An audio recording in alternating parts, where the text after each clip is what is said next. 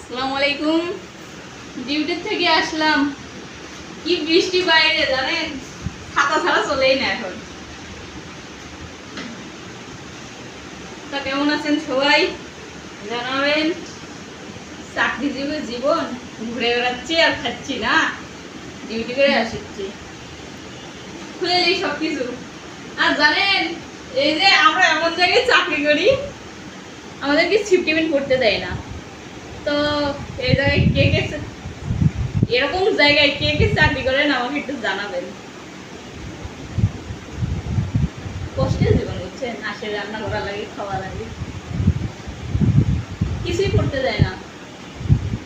এরকম জায়গায় কোন জায়গায় কে কে চাকরি করেন আপনারা, আমাকে একটু জানাইন। কে কোথায় চাকরি করেন